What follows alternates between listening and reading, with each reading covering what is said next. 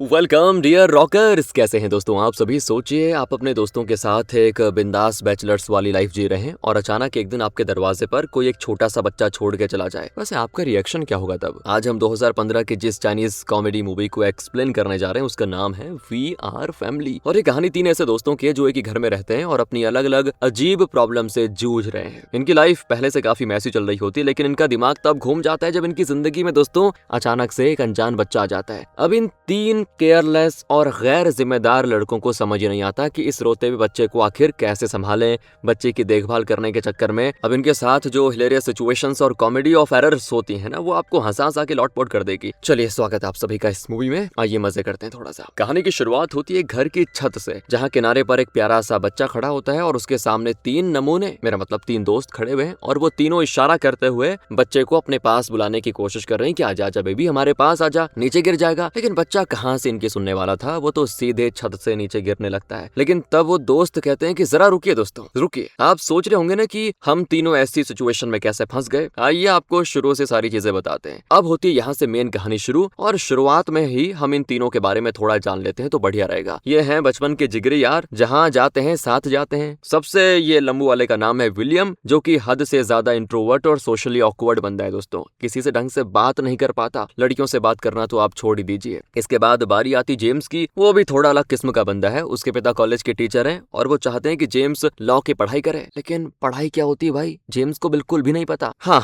जुआ खेलने और बीट बॉक्सिंग करने बोलो तो वो सबसे आगे है भाई। इसके बाद है सबसे ठरकी बंदा थॉमस। इसके बारे में आपको क्या ही बताऊं, मतलब सारा दिन बस गंदी गंदी वीडियोस देखने का काम है इसका। अब ज्यादा डिटेल में नहीं जाते हैं, आप समझदार काफी हैं। तो तीनों का इंट्रोडक्शन हो गया, आइए कहानी में आगे बढ़ते हैं। तो दोपहर के टाइम कॉलेज से घर आते समय ये तीनों बड़े परेशान होते हैं कि यार वो बुढ़ा डेविड अब किराया मांगेगा, कहाँ से लाएंगे पैसे, हमारे पास तो कुछ है भी नहीं देने को। तो दोनों दोस्त जेम्स से कहते हैं कि यार तेरे पापा तो अमीर है, उनसे मांग लेना थोड़ा। जेम्स कहता है यार वो मुझसे नाराज है, तभी तो मैं तुम लोगों के साथ रहता हूँ, वरना घर पे नहीं रहता क्या, वो पैसे नहीं देंगे। और जैसे तीनों दबे पांव अपने कमरे में जा रहे होते हैं, डेविड उनको देख लेता है और कहता है कि निकम्मो इधर आओ, किराया कहाँ है इस महीने का, एक तो किराया नहीं देते और न जाने स्पीकर में तुम क्या क्या बजाते रहते हो। पूरी बिल्डिंग वाले मुझे आकर शिकायत करते हैं कि कैसे लोगों को किराए पे रख दिया। देखो अगर यहाँ पे रहना है तो सारे नियम फॉलो करो और सबसे पहले किराया दो, कल तक किराया आ जाना चाहिए, वरना बोरिया बिस्तर लेके निकलो यहाँ से। तो तीनों दोस्त कहते हैं कि ठीक है कल दे देंगे आपको। लेकिन फिर पड़ोसी उनको पकड़ लेते हैं कि ये फूल पत्ते लेते जाओ यहाँ से, हमने पूजा की है, शैतान दूर रहते हैं इनसे। ये पड़ोसी है ना हद से ज्यादा अंधविश्वासी और सबसे ज्यादा शिकायत करने वाले हैं। इन्हीं लोगों ने तो डेविड से स्पीकर वाली शिकायत करी थी, इसीलिए तीनों दोस्त पड़ोसी से भी पीछा छुड़ाकर भागने लगते हैं। तो जैसे तैसे आज का दिन तो निकल जाता है। लेकिन अगले दिन थॉमस कॉलेज के बाद एक आयुर्वेदिक डॉक्टर के पास जाता है और कहता है कि डॉक्टर साहब अब कैसे बताऊं आपको, लेकिन मैं ये कहना चाहता हूँ कि मेरा वो ढीला हो गया है, लगता है ज्यादा इस्तेमाल कर लिया, इसको टाइट करने के लिए कोई जड़ी बूटी है तो बताइए। डॉक्टर कहता है हाँ मिलेगी, लेकिन 3000 रुपए की है, 5 गोली एक बार में खाना, सब बराबर काम करेगा। लेकिन थॉमस के पास 30 रुपए भी नहीं है, 3000 कहाँ से लेकर आएगा। इसीलिए वो तो चला जाता है कि लगता है अब ढीले से ही काम चलाना पड़ेगा। उधर विलियम जब घर पे जा रहा होता है ना, उसको एक जगह पे एडवर्टीजमेंट नजर आती है जिसमें एक क्लास के बारे में लिखा हुआ है। उसमें एनरोल होने पे इंट्रोवर्ट बिल्कुल एक्सट्रोवर्ट बन जाता है। तो विलियम खुश कि वाह यार कमाल की चीज मिल गई, लेकिन इसकी भी फीस 1500 होती है, जो कि जाहिर सी बात है उसके पास नहीं है। तो वो निराश होकर घर आ जाता है। इसके बाद जेम्स जब घर आता है तो उसको टेबल पर एक लिफाफा नजर आता है दोस्तों। खोलकर देखने पर अंदर कुछ पैसे होते हैं और जेम्स हैरान कि वाओ यार ये पैसे किसने रख दिए। वो अपने दोनों दोस्तों को कहता है कि तुम भी कमाल के हो यार, अब किराए का तो हो ही जाएगा, है ना, मजा आ गया। तो फिर वो पूरा तो नहीं लेकिन किराए के हिसाब से पैसा निकाल लेता है और किराया देने चला जाता है। इसके बाद आता है विलियम, उसको भी वो एनवेलप नजर आता है। अंदर पैसे देखकर सोचता है कि लगता है जेम्स के बाप ने पैसे दे दिए, मजा आ गया, चलो मैं अपना क्लास में एनरोल करा दूंगा। तो वो भी क्लास के हिसाब से पैसे लेकर चला जाता है। फिर आता है वहां पे थॉमस और वो जब एनवेलप देखता है उसको फर्क नहीं पड़ता किसके पैसे, वो सोचता है कि दवा खरीदने का बंदोबस्त हो गया बस, और वो सारा का सारा पैसा ही ले लेता है कि दवा के साथ में 2-3 डीवीडी भी ले लूंगा, मजा आ जाएगा। अब रात को तीनों अपना अपना काम करके वापस घर आते हैं। घर आते ही उनके उड़ जाते हैं होश, क्योंकि वहां पर एक छोटा बच्चा मौजूद होता है। तीनों देखकर बिल्कुल हैरान कि इतनी जल्दी बाप कौन बन गया बे। लेकिन तीनों का ही ये बच्चा नहीं है। तभी वहां पे काका नाम की लड़की आती है, जो कि है जेम्स की दोस्त और डेविड की पोती है। वो बच्चे को देखते कहती है कि तुम ठीक हो ना। तो जेम्स कहता है काका क्या ये तुम्हारा बच्चा है। तो काका कहती नहीं रे पागल, ये मेरा बच्चा नहीं है, मेरे दोस्त अमेरिका गई है, तो बच्चे को मेरे पास छोड़ गई ताकि कुछ दिन मैं इसका ख्याल रख पाऊं, और ये करने के लिए उसने कुछ पैसे भी दिए थे एनवलप में, ताकि बच्चे का डायपर वगैरह आ जाए, उसके लिए जो भी चीजें हैं जरूरत की वो आ जाए। लेकिन तुम लोगों ने देखा क्या वो एनवलप कहाँ है? तीनों दोस्त सदमे में चले जाते हैं कि यार ये क्या कर दिया, हमने तो पैसे खत्म कर दिए। अब यहाँ पर झूठ तो वो बोल नहीं सकते थे क्योंकि कमरे में उन तीनों के अलावा कोई रहता नहीं है, इसीलिए वो काका से कहते हैं कि वो पैसे तो खर्च हो गए, लेकिन तुम चिंता मत करो, हम तीनों मदद करके बच्चे को संभालेंगे, दूसरा कोई ऑप्शन तो है नहीं। इसीलिए काका भी मान जाती है, पैसे भी गए और बच्चे की जिम्मेदारी आ गई। वैसे दोस्तों, अगर आप जेम्स और उसके दोस्तों की जगह होते तो क्या एक अनजान बच्चे की जिम्मेदारी उठाते या उसके असली पेरेंट्स को ढूंढने की कोशिश करके खुद को इस सिचुएशन से अलग करते? बता देना अगर टाइम लगेगा तो कमेंट में। इसके बाद काका डेविड से मिलने जाती है, जिसको देखकर वो बहुत ही खुश हो जाता है क्योंकि काका 1 साल पहले अमेरिका चली गई थी, अभी वापस आई है, तो दोनों मिलकर बहुत ही खुश होते हैं। लेकिन दिक्कत ये होती है कि डेविड की तबीयत खराब हो जाती है, इसीलिए काका उसको हॉस्पिटल लेके जाती है, तो हालत में सुधार आता है कुछ। डेविड काका से कहता है कि मेरे लिए बेटा अब इस दुनिया में सिर्फ तुम ही हो, तुम्हारी माँ भी बेचारी सिंगल मदर थी और तुम्हारे पैदा होने के बाद ही गुजर गई क्योंकि बहुत ही छोटी एज में वो माँ बन गई थी। उसने तो मेरी बात नहीं सुनी और जल्दी शादी कर ली, लेकिन तुम मेरी बात सुनती हो, इसलिए मुझे यकीन है कि तुम कभी अपनी माँ के कदमों पे नहीं चलोगी, टाइम से शादी करोगी। काका तो इमोशनल हो जाती है सुनकर। इधर ये तीनों दोस्त बच्चे को शांत करवाने की कोशिश में लगे होते हैं क्योंकि नए लोगों को देखकर वो रोने लग जाता है, पर तीनों को बच्चे को शांत कराना आता ही नहीं, सारी कोशिश नाकाम रहती है। तभी वहाँ पे वो पड़ोसी भी आने लगते हैं, वो देखने के लिए आए थे कि कमरे से बच्चे की आवाज कैसे आई, क्योंकि अचानक बच्चा कैसे आ गया उनको डाउट होता है। तो तीनों बच्चा छुपाने की करते हैं कोशिश ताकि किसी और को ना पता चल जाए, वरना पता चल गया तो दिक्कत हो जाएगी। और काका ने भी डेविड को नहीं बताया था कि वो अपनी दोस्त का बच्चा लेकर आई है, इसीलिए जेम्स दरवाजा खोलकर पड़ोसी से कहता है कि कौन बच्चा, आपको गलतफहमी हुई है क्या, यहाँ कोई बच्चा नहीं है, मैं तो बीट बॉक्सिंग की प्रैक्टिस कर रहा था बच्चे की तरह रो रो कर, इसीलिए आपको ऐसा लगा होगा, बच्चा नहीं है यहाँ पे। पड़ोसी को दोस्तों अभी भी शक हो रहा होता है क्योंकि ये तीनों हैं ही बदमाश, लेकिन वो तो दरवाजा बंद कर देते हैं कि चलो मुसीबत गई, लेकिन ये तो महज शुरुआत थी।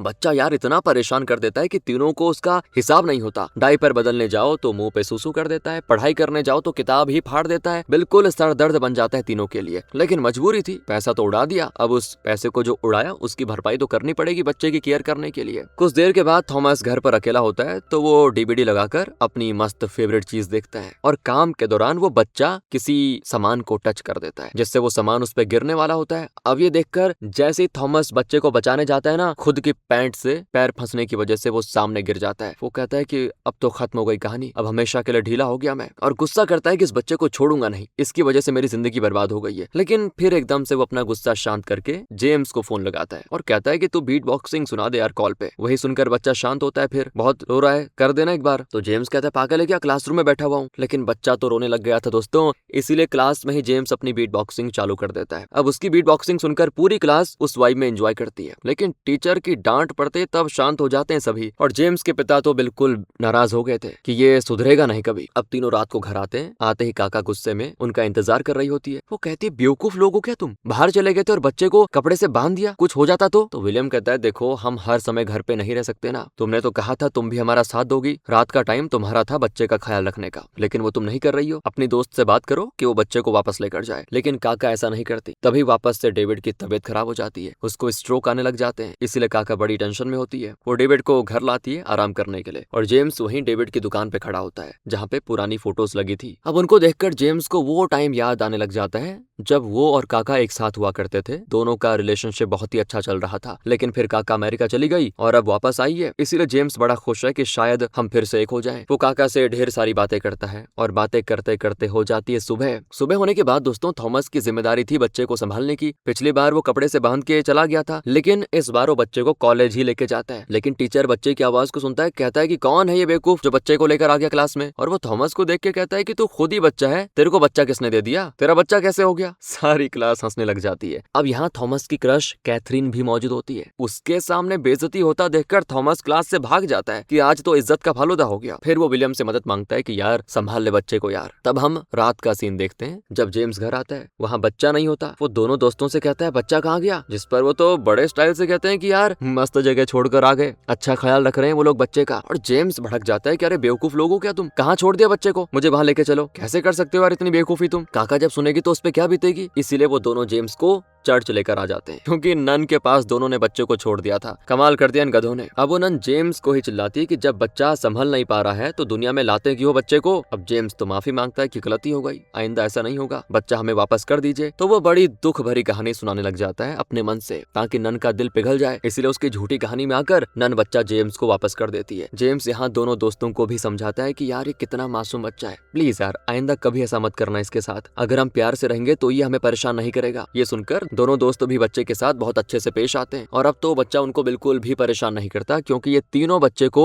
डांस करके गाना करके सारी चीजें सुनाते हैं। तो बच्चे को भी अच्छा फील होता है और इस तरह से तीनों का खुद मन लगने लग जाता है बच्चे के साथ में, उन्हें भी मजा आता है। अगले दिन टीचर काका के दादाजी वाली दुकान पे आता है जहाँ क्लास की सारी लड़कियां लंच करने आई है। तो टीचर सभी स्टूडेंट्स को देखकर कहता है कि आज सारा खाना मेरी तरफ से ट्रीट है, मजे करो। सारे बच्चे खुश, लेकिन टीचर को देखते काका का मूड खराब हो जाता है। इसके बाद टीचर काका से अकेले में आकर मिलता है और कहता है कि इतना मुझसे दूर क्यों भाग रही हो, बिना बताए अमेरिका चली गई, क्या हुआ, और ये बच्चा किसका है। ये सुनकर काका कहते हैं कि तुमसे मतलब नहीं है, तुमने जो चीट किया है मेरे साथ उसे कभी भुला नहीं सकती मैं। तुमने कहा तुम्हारा डिवोर्स हो चुका है लेकिन तुम्हारी तो पत्नी तुम्हारे साथ रहती है, लेकिन फिर भी मुझे अपने प्यार में फंसाया तुमने। इतना कहकर काका वहां से जाने लगती है, लेकिन जेम्स और बाकी सारी बातें सुन लेते हैं। तो जेम्स काका के पास आकर कहता है कि तुम्हारा और टीचर का कुछ चल रहा है क्या, तुम उसके साथ रिलेशनशिप में थी क्या, और ये बच्चा भी उसी का है क्या। अचानक मैं अमेरिका जाने का मतलब अब समझ आ रहा है मुझे, तुम बच्चे की डिलीवरी करने के लिए गई थी ताकि किसी को पता ना चले, है ना, सही कह रहा हूँ ना। अगर ये सब था तो पहले क्यों नहीं बताया, क्यों झूठ कहा मुझसे मेरे दोनों दोस्तों से। अरे हम कितने प्यार से बच्चे की देखभाल कर रहे थे, मेरी फीलिंग्स के साथ चीट कर दिया तुमने और मेरे दोस्तों को भी इस झूठ के अंदर लपेट लिया ना, सही नहीं किया तुमने काका। ये यहाँ पे दोस्तों काका के पास कोई जवाब नहीं होता क्योंकि सारी बातें सच थी।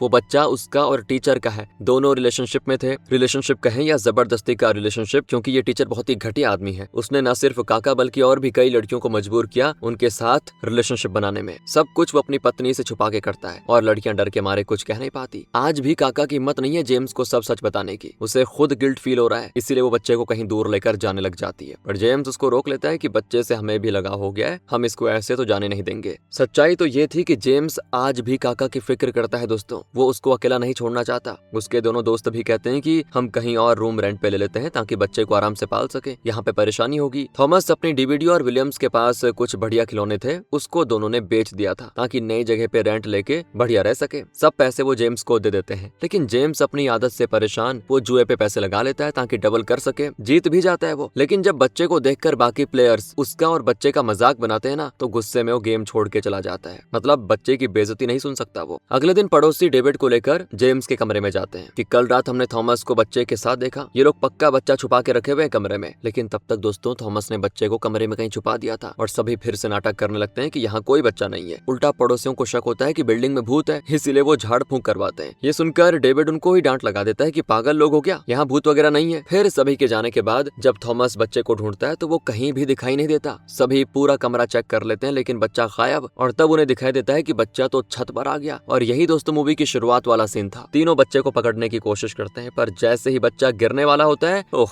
जेम्स उसे पकड़ लेता है। लेकिन बच्चा पड़ोसी की खिड़की पर लटक गया था, और जब पड़ोसी लटका हुआ बच्चा खिड़की पे देखता है तो उसे हार्ट अटैक आ जाता है कि ये तो भूत है, और वो अपनी जान बचा के भागता है। तब तक जेम्स बच्चे को सही सलामत कमरे में ले आ जाता है। दोस्तों जान में जान आती है तीनों की, वरना तो आज खेल खत्म हो गया था। लेकिन इसकी वजह से डेविड और पूरे मोहल्ले के जो भी लोग थे सब परेशान थे और बच्चे के बारे में उन्हें पता चल जाता है। डेविड काका से कहता है कि आखिर ये बच्चा है किसका। अब ये मत कहना कि तुम्हारा बच्चा है, क्योंकि मैंने तुम्हें बता दिया था कि तुम्हारी माँ की जान कैसे गई थी, और मुझे पक्का पता है तुम वो काम नहीं कर रही थी। समझ गई हो मेरा बोलने का मतलब मुझे उम्मीद है कि तुम्हारा किसी के साथ कोई चक्कर नहीं था। लेकिन इसका कोई जवाब नहीं होता काका के पास, और उसकी खामोशी से डेविड समझ जाता है कि ये बच्चा काका का ही है। मतलब उसने अपनी माँ वाली गलती दोहरा दी। काका माफी मांगते, लेकिन डेविड का दिल टूट जाता है। उसने सोचा था काका उसकी सुनती है, अपनी माँ के रास्ते पे नहीं चलेगी, लेकिन ऐसा नहीं हुआ, वो अपनी माँ के रास्ते पे ही चली। इसीलिए वो गुस्से में काका और बाकी सभी को अपनी नजरों से दूर चले जाने के लिए कह देता है। सभी घर के बाहर सड़क पे आ जाते हैं। यहाँ आकर थॉमस और विलियम्स जेम्स से कहते हैं कि वो पैसे कहाँ हैं जो हमने दिए थे तुझे दूसरे कमरे के लिए, रेंट के लिए। तो जेम्स कहता है वो नहीं है मेरे पास, और दोनों समझ जाते हैं कि इसने पक्का जुए में उड़ा दी है, और इसी के चलते तीनों दोस्तों में हो जाता है झगड़ा, और झगड़ा इतना बढ़ जाता है कि तीनों अलग अलग रास्ते चले जाते हैं, और काका भी अकेली हो जाती है। वो अपने बच्चे का बोझ किसी और को नहीं देना चाहती थी। फिर जेम्स टीचर के पास आकर उसको मारते हुए कहता है कि काका की जिंदगी बर्बाद करके अपनी पत्नी के साथ मजे कर रहा है। अरे कितनी मुश्किल से वो तेरे बच्चे को पाल रही है, पता भी है। तो टीचर भी हैरान कि क्या सच में वो मेरा बच्चा है। तब तक वहाँ पे टीचर की पत्नी भी आ जाती है, और फिर जेम्स गालियां देते हुए वहाँ से घर आ जाता है, क्योंकि अब उसका यही ठिकाना बचा हुआ है। और उसके पिता उसको अंदर आने देते हैं क्योंकि उनको पता है कभी ना कभी तो बेटा आएगा, और जेम्स आज आ गया। अगले दिन जेम्स के दोनों दोस्त भी उसको इग्नोर करने लगते हैं, उसको देखते ही अपना रास्ता बदल लेते हैं और जेम्स हो जाता है परेशान कि यार ये क्या हो गया। लेकिन ऐसी सिचुएशन में उसके पिता जरूर उसके साथ होते हैं। तीनों दोस्त और काका सभी की जिंदगी अचानक से बदल गई दोस्तों। काका भी एक दिन जब सुपरमार्केट में होती है, टीचर उससे मिलने आता है क्योंकि उसे पता चल गया था कि काका के पास जो भी बच्चा है वो उसी का है, इसीलिए वो बच्चे से मिलने आया है। लेकिन काका अपने बच्चे पे टीचर जैसे घटिया इंसान की परछाई भी पड़ने नहीं देती, इसीलिए वो बच्चे को लेके जाती है। पर टीचर इस चीज से हो जाता है गुस्सा और सीधे पुलिस स्टेशन में कंप्लेंट कर देता है कि काका बच्चा संभालने के लिए फाइनेंशियली स्टेबल नहीं है, इसलिए बच्चे की कस्टडी मुझे दी जाए। और ये बात कोर्ट भी एक्सेप्ट कर लेती है। बच्चे की जिम्मेदारी टीचर को मिलने वाली होती है। अब अगर बच्चा काका को वापस चाहिए तो उसे केस जीतना होगा, साबित करना होगा कि वो बच्चा संभालने के लायक है और बच्चे का ख्याल रखने में उसे कोई कमी नहीं होगी। लेकिन काका परेशान हो जाती कि अकेले कैसे करूंगी, और ये सुनते ही जेम्स फैसला कर देता है कि वो लड़ेगा काका का केस और उसे अपना बच्चा हासिल करने में मदद करेगा। वो अपने पिता से कहता है कि पापा आप हमेशा लॉ की पढ़ाई करने को मुझे बोलते थे, पर हमेशा मैंने मना किया, लेकिन अब मुझे वो पढ़ाई करनी है, मुझे पढ़ाई करने का मकसद पता चल गया, इसलिए मैं ये करना चाहता हूँ। तो ये सुनकर उसके पिता को पहले शौक लगता है लेकिन गर्व भी महसूस होता है और वो बड़ा खुश होता है अपने बेटे के लिए। जेम्स ने दोस्तों केस लड़ने का फैसला तो कर लिया, लेकिन टीचर के खिलाफ वो सबूत कहाँ से लेकर आएगा केस जीतने के लिए। काका भी अपनी तरफ से कोशिश कर रही होती है और वो डेविड के पास आकर उससे रिक्वेस्ट करती है कि दादाजी अगर आप कभी नहीं चाहते कि मैं आपके पास आऊं तो कभी नहीं आऊंगी, लेकिन इस बार सिर्फ आपकी मदद चाहिए। आपको कोर्ट में कहना होगा कि आप मेरे साथ हैं बच्चे की जिम्मेदारी उठाने के लिए, वरना मैं अपने बच्चे को खो दूंगी। और ये सुनकर बेचारे डेविड की आंखें नम हो जाती हैं, वो रोने लग जाता है कि मेरी पोती अब परेशानियों से घिर गई है। काका भी उसके गले लगकर रोने लग जाती है। ऐसा लग रहा होता है कि डेविड ने काका को माफ कर दिया। जेम्स की मदद देखकर काका को उसके लिए बहुत ही बुरा लगता है कि मैंने तो जेम्स के साथ धोखा किया, लेकिन ये तो मेरी मदद करने पे लगा हुआ है, इसीलिए वो उसको माफ कर देता है दोस्तों। मतलब जेम्स काका को माफ कर देता है और दोनों सब कुछ भुलाकर फिर से एक साथ हो जाते हैं। तब थॉमस और विलियम भी वहाँ पे आते हैं। वो दोनों भी अपना गुस्सा भुलाकर वापस हो चुके होते हैं और कहते हैं कि सिर्फ एक छोटा झगड़ा हमारी बचपन की दोस्ती खत्म नहीं कर सकता। ये चारों दोस्तों की टोली टीचर के खिलाफ लड़ने को हो जाती तैयार और पूरी जी जान लगा के सबूत इकट्ठा करते हैं। ये थॉमस की क्रश कैथरीन भी टीचर की हरकतों से परेशान थी। सिर्फ वही नहीं बल्कि क्लास की और लड़कियां भी टीचर की हरकतों का शिकार थी, लेकिन कुछ बताने की हिम्मत नहीं थी किसी में। इसीलिए थॉमस के बोलने पर भी कैथरीन कोर्ट में गवाही देने को तैयार नहीं होती। उसको डर होता है कि आगे टीचर मेरे साथ कहीं बुरा ना कर ले। और अब आता है केस की सुनवाई वाला दिन। जेम्स एक तरफ से काका का केस लड़ रहा होता है और टीचर तो अपने घमंड में होता है अलग से कि मेरे पास सारे सबूत है, मैं तो केस जीत जाऊंगा। उसने अपनी पत्नी को भी धमका दिया था कि कोर्ट में सच्चाई ना बताए। अब जेम्स अपनी बात रखते हुए कहता है कि टीचर बहुत ही घटिया आदमी है। उसने पहले तो काका को बहला फुसलाकर उसके साथ रिलेशनशिप बनाया और प्रेग्नेंट करने के बाद उसे छोड़ दिया, लेकिन तब टीचर कहता है कि काका बालिग है, वो अपने फैसले ले सकती है, मैंने कोई जोर जबरदस्ती नहीं की और अब मैं अपने बच्चे को वापस पाना चाहता हूँ। मेरे पास स्टेबल इनकम है, ऊपर से लोगों ने ये भी बताया कि काका और उसके दोस्तों ने लगभग बच्चे को छत से गिरा दिया था। अब ऐसा रहा तो बच्चा तो मर जाएगा किसी दिन, इसलिए बच्चे की जिम्मेदारी मुझे चाहिए। उसकी बातें असर तो डाल रही थी जज के ऊपर, लेकिन तभी वहाँ पर आती है कैथरीन और वो साथ में क्लास की सारी लड़कियों के सिग्नेचर लेकर आई हुई थी जिन जिन के साथ गलत हरकत की और डराया था टीचर ने। वो पूरी एक बड़ी लिस्ट होती है। ये देखकर तो टीचर भी हैरान होता है कि सभी ने गवाही दे दी मेरे खिलाफ। डेविड भी वहाँ पे आ जाता है और जज से कहता है कि मेरे नाम पे दुकान और घर दोनों है, मेरी इनकम इतनी है कि मैं बच्चे के साथ साथ काका को भी संभाल सकता हूँ, बच्चे को प्यार देने वालों की कमी नहीं है। काका भी कहते हैं कि मैं जानती हूँ मेरे पास स्टेबल इनकम नहीं है, लेकिन मैंने बच्चे को अपनी कोख में पाला है। उसके पहले शब्द कहने में, उसके पहले कदम रखने में, उसको हंसाने, उसको रोने में मैंने साथ दिया और ये चीज किसी स्टेबल इनकम से कई ज्यादा मायने रखती है। काका की बातों से केस उसकी तरफ झुकता चला जाता है और फाइनल जो कील होती है वो टीचर की खोपड़ी में उसकी पत्नी ठोकती है, ये कहते हुए कि जज साहब मैं नहीं चाहती कि मेरे पति जैसे घटिया इंसान के पास ये बच्चा है। मैं इसकी सच्चाई से बिल्कुल अनजान थी, लेकिन अब सच्चाई जानने के बाद और इस जैसे घटिया इंसान की सोच रखने वाले इंसान के साथ मैं कभी नहीं रह सकती। मैं चाहती हूँ ना सिर्फ मेरे पति से बच्चे की कस्टडी खत्म की जाए बल्कि उसके अपराधों की उसको सजा भी दी जाए। टीचर तो हैरान होता है कि यार ये क्या हो गया मेरे साथ, मतलब मेरी पत्नी मेरे खिलाफ हो गई। उसकी पत्नी तो डिवोर्स के लिए भी अप्लाई कर देती है और इस तरह जेम्स ने दोस्तों अपनी जिंदगी का पहला केस जीत लिया। वो सबसे पहले अपने पिता का शुक्र अदा करता है, हर मोड़ पे उसके साथ जो खड़े रहे वो, और एक पिता के लिए इससे बड़ा मोमेंट क्या ही हो सकता है। बहुत ही खुश होते हैं वो। तो अब इन दोस्तों की टोली बच्चे पालने को लगी होती है। डेविड भी बच्चे से बहुत प्यार करता है और जब इतना प्यार मिलेगा तो बच्चा कैसे खुश नहीं रहेगा, बहुत ही खुश होता है बच्चा भी। काका और जेम्स एक हो जाते हैं। विलियम को अब कॉन्फिडेंस मिल चुका है क्लास में एनरोल होने की वजह से, अब वो इंट्रोवर्ट नहीं रहा। उसी तरह से थॉमस को कैथरीन मिल गई, शायद सबको अपना फेवरेट काम मिल गया। सारे बड़े खुश होते हैं। इसी हैप्पी एंडिंग के साथ एक कहानी खत्म होती है। बाकी दोस्तों जाने से पहले आप इस स्क्रीन पे क्लिक कीजिए, आपको डायरेक्ट वहीं पे मिलते हैं। Okay bye.